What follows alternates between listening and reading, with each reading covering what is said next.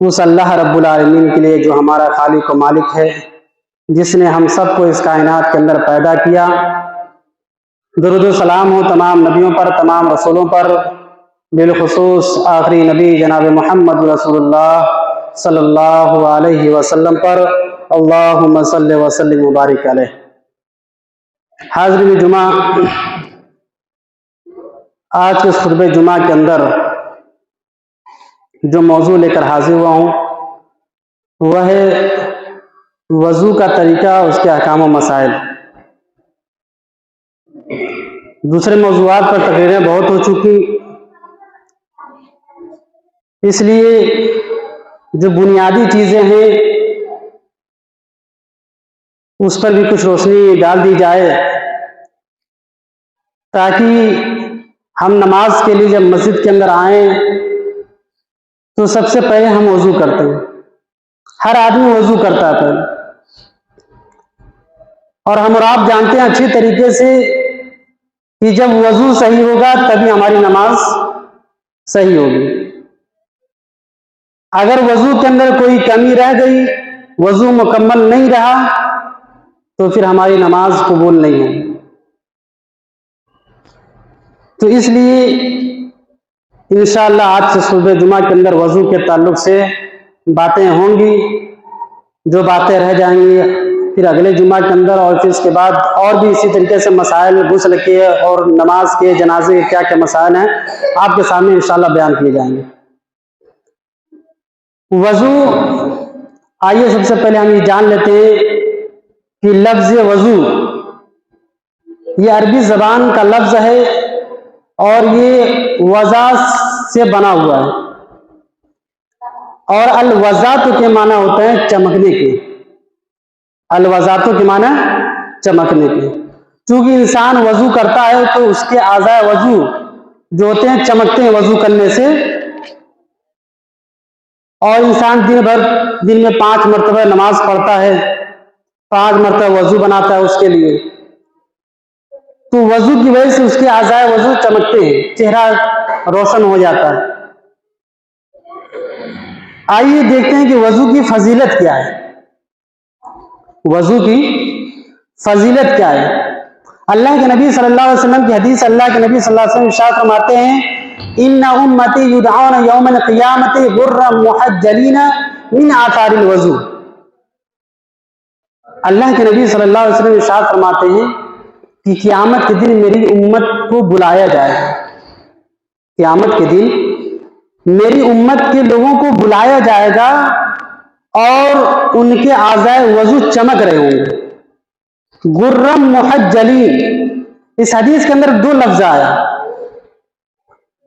گر، جو گرن کا لفظ ہے عربی زبان کے اندر، یہ گھوڑے کی پیشانی کی جو سفیدی ہوتی ہے اس کو کہا جاتا ہے غرہ، اور تحجیل گھوڑے کے پیر کی جو سفیدی ہوتی ہے پیروں میں اس کو تحجیل کہا جاتا ہے۔ تو حدیث کے اندر یہ دونوں لفظ اللہ کے نبی نے بیان کیا کہ غرم محجلین من آثار الوضو، کہ آثار وضو کی وجہ سے ان کا جسم چمک رہا ہوگا، اعضاء وضو چمک رہے ہوں گے۔ اور اللہ کے نبی فرماتے ہیں فمن استطاع منکم، جو چاہتا ہے کہ یہ چیز تادیر رہے، ان یطیل غرتہ فلیفعل، جو چاہتا ہے کہ یہ چمک اس کی ہمیشہ برقرار رہے تو اسے چاہیے کہ وہ ایسا کرے، یعنی وضو کرے۔ اب اس کے اندر جو یہ لفظ آیا ہے ان یطیل، طوالت چاہتا ہے، زیادہ دیر تک چاہتا ہے، اس کا 2 مطلب بیان کیا گیا۔ ایک مطلب یہ کہ انسان اگر چاہتا ہے کہ اس کی یہ چمک ہمیشہ برقرار رہے تو اسے چاہیے کہ وہ ہمیشہ باوضو رہے، جب بھی وضو اس کا ٹوٹے فوراً وضو بنا لے، باوضو رہے۔ قضاء حاجت کی ضرورت پڑ گئی، پیشاب وغیرہ کی ضرورت پڑ گئی، جائے اپنی ضرورت کو پورا کرے اور آنے کے بعد پھر فوراً وضو بنا لے، وہ ہمیشہ باوضو رہے۔ اور دوسری چیز یہ کہ بعض علماء نے یہ بھی کہا کہ حدیث کے اندر آتا ہے کہ اللہ کے نبی صلی اللہ علیہ وسلم جب وضو بنایا کرتے تھے تو جیسے کہنی تک ہاتھ دھلنا ہے تو اللہ کے نبی اور اوپر چڑھا کر کے ہاتھ کو دھل لیا کرتے تھے. چہرے کو دھلنا ہے تو چہرہ اور اچھی طریقے سے جو بال کا حصہ ہے اس کو بھی لے کر کے آپ دھل لیا کرتے تھے. پیر کو آپ دھلتے تھے تو ٹخنے تک پیر کو دھلنا ہے تو آپ اور اوپر بڑھا کر کے آپ پیر کو دھلا کرتے تھے. تو انسان جتنا زیادہ اس طرح دھلے گا وہ اس کے اعضائے وضو چمک رہے ہوں گے. تو یہ دو مطلب ہے اس حدیث کا کہ جو انسان چاہتا ہے کہ تادر اس کی یہ چمک برقرار رہے تو اسے چاہیے کہ اس طریقے سے وضو کریں. اب آئیے دوسری چیز دیکھتے ہیں. ہم اور آپ اچھی طریقے سے جانتے ہیں، شروع میں نے کہا کہ بغیر وضو کے کوئی نماز نہیں ہوتی. بغیر وضو کے کوئی نماز نہیں ہوتی. صحیح مسلم شریف کی حدیث ہے، اللہ کے نبی صلی اللہ علیہ وسلم ارشاد فرماتے ہیں لا تقبل صلاۃ بغیر طہور، کہ انسان کی نماز قبول نہیں ہوتی بغیر وضو کے. یعنی اگر ہم آئے جلدی دیکھا کہ نماز شروع ہو گئی، ہم جلدی سے نماز میں شامل ہو گئے بغیر وضو کے، کہ کہیں ایسا نہ ہو کہ نماز چھوٹ جائے، تو ہماری نماز نہیں قبول. صحیح مسلم شریف کی حدیث ہے.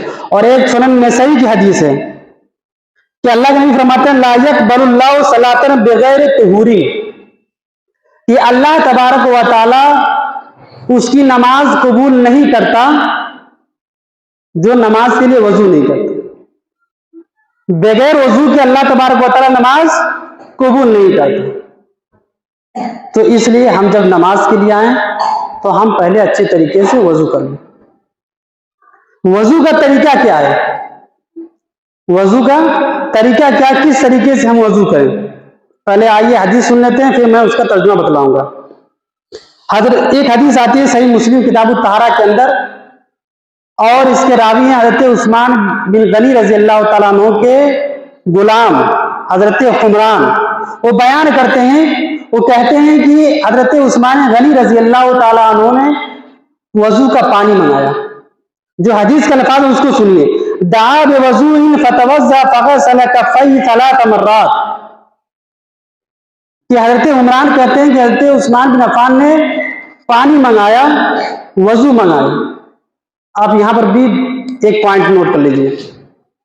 عربی زبان کے اندر جب کہا جائے وضو وا کے زبر کے ساتھ تو اس سے مراد ہوتا ہے پانی، اس سے مراد ہوتا ہے پانی. لیکن جب واو کے پیش کے ساتھ کہا جائے وضو تو اس سے مراد ہوتا ہے وہ حیت، یعنی جو وضو بناتے ہیں، جو عمل کرتے ہیں، اس کو وضو کہا جاتا ہے. عام طور پر ہم لوگ اردو میں وضو کرتے ہیں، یعنی وضو بنانے جا رہے ہیں. لیکن عربی زبان کے اندر آپ جان لیجئے کہ وا کے زبر کے ساتھ جب بولا جائے وضو تو اس سے مراد ہوتا ہے وضو کا پانی، اور جب پیش کے ساتھ بولا جائے وضو تو اس سے مراد ہوتا ہے وہ عمل جو وضو کیا جاتا ہے. تو حضرت عمران کہتے ہیں کہ حضرت عثمان غنی رضی اللہ تعالیٰ عنہ نے کیا منگایا؟ پانی کو منگایا. فغسل کفیہ ثلاث مرات، تو حضرت عثمان غنی نے اپنے ہاتھوں کو دھلا. ثم مزمز کلی کی واستنثر، ناک کو صاف کیا، جھاڑا. ثم غسل وجهه ثلاث مرات، پھر چہرے کو دھلا 3 مرتبہ. ثم غسل يده اليمنى الى المرفق ثلاث مرات، اور 3 مرتبہ اپنے دائیں ہاتھ کو کونیوں تک دھلا. اور ثم غسل يده اليسرى مثل ذلك، اور پھر بائیں ہاتھ کو بھی کونیوں تک 3 مرتبہ دھلا. ثم مسح راسه، پھر سر کا مسح کیا. ثم غسل رجله اليمنى الى الكعبين ثلاث مرات، پھر 3 مرتبہ اپنے پیر کو دھلا ٹخنے تک داہنے کو. پھر اس کے بعد 3 مرتبہ بائیں پیر کو دھلا 3 مرتبہ. پھر اس کے بعد کہتے ہیں ثم قال، پھر کہتے ہیں رأیت رسول اللہ صلی اللہ علیہ وسلم نحو وضوء ھذا، کہ میں نے اللہ کے نبی صلی اللہ علیہ وسلم کو ایسے ہی وضو کرتے ہوئے دیکھا. حضرت عثمان غنی کہتے ہیں کہ میں نے اللہ کے نبی صلی اللہ علیہ وسلم کو ایسے ہی وضو کرتے ہوئے دیکھا. پھر اس کے بعد کہتے ہیں کہ اللہ کے رسول صلی اللہ علیہ وسلم نے فرمایا من توضا نحو وضوء ھذا، جس نے میرے اس وضو کی طرح وضو کیا. ثم قام، پھر کھڑا ہوا. فرکع رکعتین، اور اس نے 2 رکعت نماز پڑھی. 2 رکعت تحیۃ الوضو جسے کہا تھا، 2 رکعت نماز پڑھی. لا یحدث فیہما نفسہ، اور اس نے اپنے آپ سے کوئی بات نہ کی، یعنی اخلاص کے ساتھ اس نے نماز پڑھی اپنے آپ سے، یعنی اپنے دماغوں کے اندر کوئی دنیاوی بات خیالات نہیں لائے، بالکل اخلاص کے ساتھ اس نے نماز پڑھی۔ اللہ کے نبی فرماتے ہیں غفر لہ ما تقدم من ذنبہ، اس نماز کی وجہ سے اللہ تبارک و تعالیٰ اس کے پچھلے سارے گناہ معاف کرتے ہیں۔ غور کیجیے۔ اب آئیے ہم دیکھتے ہیں کہ اس طریقہ جو اللہ کے نبی صلی اللہ علیہ وسلم سے ثابت ہے، جو حدیث کے اندر آیا ہے کہ اللہ کے نبی صلی اللہ علیہ وسلم کس طریقے سے وضو کیا کرتے تھے، اس کو ایک بار پھر سے آپ دیکھ لیں، جو حضرت عثمان غنی نے بتلایا کہ انہوں نے جو عمل کر کے دکھایا، جو حضرت عمران بیان کرتے ہیں کہ انہوں نے پانی کو منگایا اور اپنے دونوں ہتھیلیوں کو دھلا، یہاں تک یہ گٹا ہے، یہاں تک انہوں نے اپنے دونوں ہاتھوں کو خوب اچھی طریقے سے 3 مرتبہ دھلا۔ اس کے بعد پھر بیان کرتے ہیں کہ ہاتھ کو دھلنے کے بعد پھر کلی کی، اس کے بعد پانی لیا اور کلی کیا۔ ایک حدیث کے اندر آتا ہے جو صحیح طریقہ اللہ کے نبی صلی اللہ علیہ وسلم کا، یہ اللہ کے نبی صلی اللہ علیہ وسلم ایک ہی پانی سے، اللہ کے نبی صلی اللہ علیہ وسلم ایک ہی پانی سے منہ میں پانی بھی ڈالتے تھے اور پھر ناک میں بھی آپ پانی کو کھینچا کرتے تھے، یعنی ایک چلو پانی لیا، آدھا منہ میں اور آدھا ناک میں چڑھا لیا۔ یہ صحیح حدیث سے ثابت ہے، یہی عمل اللہ کے نبی صلی اللہ علیہ وسلم سے ہے۔ وہ بھی جو انسان ایک پانی سے کلی کرے، ایک پانی سے ناک کو صاف کرے، یہ بھی حدیث آتی ہے لیکن مکمل طریقے سے، پوری طریقے سے حدیث صحیح نہیں ہے۔ لیکن صحیح جو طریقہ ہے، بعض علماء کا یہ بھی صحیح ہے، لیکن جو حدیث سے صحیح ثابت ملتا ہے وہ یہ کہ اللہ کے نبی صلی اللہ علیہ وسلم ایک ہی چلو پانی لیتے تھے، آدھا منہ میں اور آدھا ناک میں چڑھا لیتے تھے۔ اس کے بعد پھر اللہ کے حضرت عثمان غنی رضی اللہ تعالیٰ عنہ نے جو عمل کیا وہ یہ کہ آپ نے اپنے چہرے کو دھلا، آپ نے ثم غسل وجہہ، آپ نے اپنے چہرے کو دھلا 3 مرات، 3 مرتبہ، چہرہ پوری طریقے سے، جہاں تک بال ہے وہاں سے لے کر کے پورا اچھی طریقے سے یہ چہرہ دھلنا ہے 3 مرتبہ۔ اس کے بعد پھر اللہ کے نبی صلی اللہ علیہ وسلم کا جو عمل ہے وہ یہ کہ آپ صلی اللہ علیہ وسلم اپنے دائیں ہاتھ کو پہلے دھلا کرتے تھے۔ اب یاد رکھیے ترتیب جو ہے وہ بھی ضروری ہے، یہ نہیں کہ آپ پہلے بائیں دھلیں پھر دائیں دھلیں، یا پہلے پیر دھلیں اس کے بعد ہاتھ دھلیں، نہیں، ترتیب جو اللہ کے نبی صلی اللہ علیہ وسلم ثابت ہے اس ترتیب سے وضو کرنا بھی ضروری ہے۔ تو اللہ کے نبی صلی اللہ علیہ وسلم کا عمل کیا رہا جو حضرت عثمان بیان کر رہے ہیں کہ انہوں نے اپنے ہاتھ کو دھلا، کہاں تک؟ انگلیوں تک، پہلے دائیں ہاتھ کو دھلا 3 مرتبہ۔ یہاں پر ایک چیز اور نوٹ کیجیے، جب ہم ہاتھ دھلتے ہیں تو ہم لوگ کیا کرتے ہیں کہ پہلے جو آپ شروع میں ہم نے ہاتھ جو دھلا، اب جب کنگنی تک دھلتے ہیں تو ہم بس یہاں تک دھل دیتے ہیں اس کو۔ اب یاد رکھیے کہ جب پھر آپ کو کنگنی سے دھلنا ہے تو آپ کو پورا دھلنا ہے، یہاں تک، یہاں سے لے کر کے آپ کو پورا ہاتھ دھلنا ہے۔ اسی طریقے سے بایاں ہاتھ یہاں سے لے کر کے پورا دھلنا ہے، یہ ہتھیلی بھی دھلنا ہے، یہ نہیں کہ یہاں سے یہاں تک دھل لیا ہو گیا، نہیں، پورا ہاتھ دھلنا ہے یہاں۔ یہ طریقہ ہے۔ اس کے بعد پھر سر کا مسح کرنا ہے، سر کا مسح کرنا ہے۔ مسح کس طریقے سے کہ اپنے ہاتھ کو لے، جس حدیث کے اندر آتا ہے کہ اللہ کے نبی صلی اللہ علیہ وسلم اپنے سر کا جب مسح کرتے تھے تو اپنے ہاتھوں کو یہاں سے لیتے تھے، جو بال ہے یہاں سے آپ لیتے تھے، پورا گدی تک لے کر کے جاتے تھے۔ حدیث سنیے، حدیث کے اندر آتا ہے حضرت عبداللہ بن زید رضی اللہ تعالیٰ فرماتے ہیں ثم مسح راسہ بیدیہ، کہ آپ اپنے ہاتھوں سے سر کا مسح کرتے تھے، فاقبل بہما وادبر، آپ شروع سے آپ اسٹارٹ کرتے تھے آگے سے، اور کہاں تک لے کے جاتے تھے؟ پیچھے تک۔ بدا بمقدم راسی ثم ذهب بهما الى کفاؤ، یعنی آپ آگے سے شروع کرتے اور یہ پیچھے گدی جو ہے آپ یہاں تک اپنے ہاتھ کو لے کر جاتے تھے اور پھر وہاں سے واپس لوٹاتے تھے۔ ثم ردهما حتى رجع الى مكان الذي بدا منه، پھر آپ وہیں سے واپس لوٹاتے تھے۔ جیسے کہ اللہ کے نبی صلی اللہ علیہ وسلم اپنا یہاں سے لے کر کے جاتے تھے اور بالکل پیچھے جو گدی ہے، گدی کا حصہ وہاں تک لے کر جاتے، پھر وہیں سے واپس لے کر کے آپ آگے جہاں سے آپ نے شروع کیا وہیں آپ لا کر کے ختم کرتے تھے۔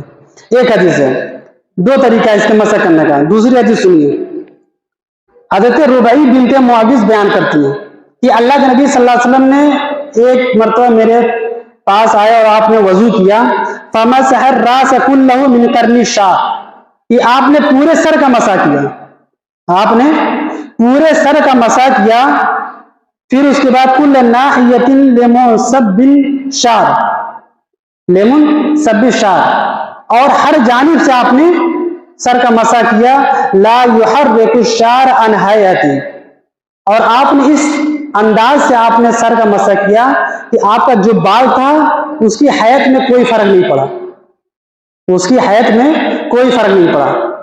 अब इसको अच्छी तरीके से समझने की कोशिश कीजिए कि आपको मालूम है कि अल्लाह के नबी सल्लल्लाहु अलैहि वसल्लम का बाल थोड़ा बड़ा था, आप पीछे का बाल रखा करते थे। तो इस हदीस से जो चीज मिलती है वो ये कि अल्लाह के नबी सल्लल्लाहु अलैहि वसल्लम ने पूरी तरीके से हाथ को लिया और इस तरीके से आपने वजू मसा किया और आप पीछे तक लेकर गए और फिर छोड़ दिया, आपने छोड़ दिया, आप आगे नहीं लेकर के आए। तो इस हदीस से ये भी पता चलता है कि अगर जिसका बाल बड़ा हो और उसको ये खतरा हो कि हम फिर वापस लेकर के आएंगे तो बाल की हैत बिगड़ जाएगी, बाल अपने हैत पर नहीं रहेगा, बिगड़ जाएगा बाल, तो इंसान इस तरीके से एक बार ले जाकर के छोड़ सकता है। इसमें औरतों के लिए भी है कि औरतें क्योंकि बड़ा बड़ा बाल होता है तो वो आगे से लेकर के जाएं और छोड़ सकती है। तो ये दोनों हदीसें हैं सर के मसा का तरीके में कि आदमी यहां से शुरू करे, मुद्दी तक लेकर जाए, फिर वापस भी लेकर के आ जाए, और अगर बाल के बिगड़ने का खतरा है, बड़ा बड़ा बाल है, तो फिर आगे से लेकर के जाकर के पीछे तक लेकर जाए और फिर वापस उसको न लौटाए, जो इस हदीस से पता चलता है। और इसी तरीके से कान का मसा, उस हदीस के अंदर जो लंबी हदीस मैंने आपके सामने बयान की कि आप सल्लल्लाहु अलैहि वसल्लम ने मसा किया, पैर को धुला, तो इसमें दो चीजें नहीं है इस हदीस के अंदर, कि नाक के अंदर पानी को खींचना और कान का मसा करना। तो आइए दूसरी हदीस देखते हैं कि अल्लाह सल्लल्लाहु अलैहि वसल्लम ने फरमाया, इब्न माजा की हदीस है, अल उज़नान मिनर रास, कान जो है ये सर में से है, कान किस में से है? सर में से। तो जब कान सर में से है तो उसका भी मसा जरूरी है, क्योंकि कुरान की आयत है कि जब नमाज के लिए खड़े हो तो उसके लिए वजू करो और सर का मसा करो। तो जब कान सर में से है तो कान का भी मसा जरूरी है। तो मसा कान का किस तरीके से करना है? अल्लाह के नबी सल्लल्लाहु अलैहि वसल्लम के हदीस हज़रत अब्दुल्लाह बिन अम्र बिन आस रज़ियल्लाहु तआला अन्हु फरमाते हैं कि एक शख्स अल्लाह के रसूल सल्लल्लाहु अलैहि वसल्लम के पास आया और कहा, कैफ तुहरी, वजू का तरीका क्या है? पूछा उसने कि अल्लाह के नबी सल्लल्लाहु अलैहि वसल्लम वजू का तरीका क्या है? तो आप सल्लल्लाहु अलैहि वसल्लम ने पानी मंगाया और वजू करके दिखाया। तो हदीस के अल्फाज जो है, सुम्मा मसा बिरासिही फअदखला इसबाई सब्बाहतैन फी उज़ुनैहि, कि अल्लाह के नबी सल्लल्लाहु अलैहि वसल्लम ने सर का जब मसा किया तो ये शहादत की जो उंगली सब्बाबा उंगली जिसे कहा जाता है, इस उंगली को आपने अपने कान के अंदर डाला, यानी दोनों तरफ की दोनों शहादत की उंगलियों को आपने अपने कानों के अंदर डाला। वमसा बेइबहामैहि अला ज़ाहिरि उज़नैहि, और ये इबहाम जो अंगूठा जिसे कहा जाता है, इसको आपने ऊपर रखा, यानी इस उंगली को कान के अंदर दाखिल किया और अंगूठे को ऊपर रखा। वबिस्सब्बाहतैन बातिन उज़नैहि, और उंगली को अंदर डाल करके मसा किया। यानी आप इस तरीके से समझिए कि आपने दोनों उंगलियों को लेना है और आप इसको अंदर डालें और ये अंगूठा जो है इसको नीचे से आप ऊपर इस तरीके लेकर जाएं और फिर वापस उसको लेकर के आ जाएं। तो जब आप इसको लेकर जाएंगे तो ये उंगली भी साथ में ऊपर जाएगी, और फिर जब आप नीचे लेकर के आएंगे तो ये उंगली भी वापस नीचे आ जाएगी, तो ये कान का मसा हो जाए। तो इसको भी याद रखिए कि कान का मसा करना है। और इसी तरीके से नाक में पानी खींचने जो है उसको भी सुनिए कि हज़रत अबू हुरैरा बयान करते हैं कि ऐसा तवस्सा अहदुकुम फलियजअल फी अनफिही माअन सुम्मा लियुंसिर, कि अल्लाह के नबी सल्लल्लाहु अलैहि वसल्लम जब वजू बनाते थे तो आप पानी को अपनी नाक के अंदर खींचा करते थे। इसीलिए रमजान का महीना जब आता तो आपने सुना होगा कि रमजान के महीने में रोजे की हालत में जब इंसान वजू करे तो पानी को ज्यादा तेज न खींचे, क्योंकि ज्यादा तेज खींचने से वो पानी अंदर भी जा सकता है, जिससे उसका रोजा टूट जाएगा। तो हदीस के अंदर आता है कि जब रोजे की हालत में हो तो पानी को तेज न खींचे। तो ये भी एक तरीका है कि नाक में पानी को खींचा जाए, ये अल्लाह के नबी सल्लल्लाहु अलैहि वसल्लम का अमल है। تو آپ اس چیز کو یاد رکھیے. تو پہلی چیز کیا ہوئی کہ پہلے ہاتھ دھلنا ہے، پھر کلی کرنا اور ناک کو صاف کرنا ہے، پھر چہرے کو 3 مرتبہ دھلنا ہے، پھر اس کے بعد پہلے دائیں ہاتھ کو 3 بار، پھر بائیں ہاتھ کو 3 بار، پھر داہنے پیر کو ٹخنوں تک 3 مرتبہ، اور پھر بائیں پیر کو ٹخنوں تک. یہ وضو کا عمل ہے. اس طریقے سے اگر ہم وضو کرتے ہیں تو ہمارا وضو مانا جائے گا، اور اگر کسی چیز کو ہم چھوڑ دیتے ہیں تو ہمارا وضو مکمل نہیں ہوگا. ہمارا وضو مکمل نہیں ہوگا. اور جب وضو مکمل نہیں ہوگا تو آپ نے سنا کہ اللہ کے نبی صلی اللہ علیہ وسلم کی حدیث ہے کہ جس کا وضو نہیں ہے اس کی نماز اللہ تعالیٰ قبول نہیں کرتا. تو ہم چاہتے ہیں کہ ہماری نماز قبول ہو، تو اس کے لیے ضروری ہے کہ ہم اچھی طریقے سے وضو کریں. اور آخری بات بتا کر میں اپنی بات ختم کروں گا، وہ یہ کہ وضو کے لیے ہمیں نیت پہلے کرنا ضروری ہے. وضو کے لیے نیت کرنا ضروری ہے. اگر جس طریقے سے ہم عام طور پر ہاتھ منہ دھلتے ہیں، وضو کر لیتے ہیں، اگر ویسے وضو کر کے آئے نماز پڑھ لیتے ہیں تو ہماری نماز قبول نہیں ہے. کیوں نہیں ہوگی؟ سنیے حدیث. نیت، اللہ کے نبی صلی اللہ علیہ وسلم کی حدیث ہے، انما الاعمال بالنیات. عمل کا دار و مدار جو ہے وہ نیت پر ہے، اور نیت دل کے ارادے کا نام ہے. جو زبان سے جو الفاظ کہے جاتے ہیں اس کا صحیح حدیث سے کوئی ثبوت نہیں ملتا ہے، وہ الفاظ موضوع من گھڑت بنائے جاتے ہیں. نیت جو دل کے ارادے کا نام ہے، زبان سے نیت نہیں ہے. اور دوسری چیز کہ جب ہم وضو کریں تو اس کے لیے بسم اللہ ہم ضرور پڑھیں. دیکھیں اگر بسم اللہ کے ہم وضو کرتے ہیں تو ہمارا وضو مکمل نہیں مانا جائے. حدیث سنیے. اللہ کے نبی صلی اللہ علیہ وسلم فرماتے ہیں کہ ابو ہریرہ راوی حدیث ہے، وہ کہتے ہیں اللہ کے نبی صلی اللہ علیہ وسلم فرماتے ہیں قال رسول اللہ صلی اللہ علیہ وسلم لا صلاۃ لمن لا وضو له ولا وضو لمن لم يذكر اسم اللہ علیہ. اس آدمی کی نماز نہیں جس کا وضو نہیں، اور اس کا وضو نہیں جس نے بسم اللہ کا نام نہیں لیا. تو پتہ یہ چلا کہ وضو کے لیے بسم اللہ ضروری ہے. اگر بغیر بسم اللہ کے وضو بناتے تو ہمارا وضو نہیں ہوگا، اور جب وضو نہیں ہوگا تو ہماری نماز نہیں ہوگی. اور تیسری چیز تسلسل ضروری ہے. تسلسل کیا مطلب؟ یعنی ہم جب وضو کر رہے ہیں تو ہم نے ہاتھ کو دھلا اور پھر چلے گئے کہیں گھومنے، تھوڑی دیر کے بعد آئے، پھر کلی کی، ناک صاف کیا، پھر چلے گئے ٹہلنے. پھر اس کے بعد یہ تسلسل برقرار ہونا چاہیے. اگر تسلسل زیادہ دیر تک الگ رہا تو پھر وضو نہیں مانا جائے گا. یعنی پے در پہ آپ ایک ہی بار بیٹھیں، آپ وضو کر لیں پوری طریقے سے.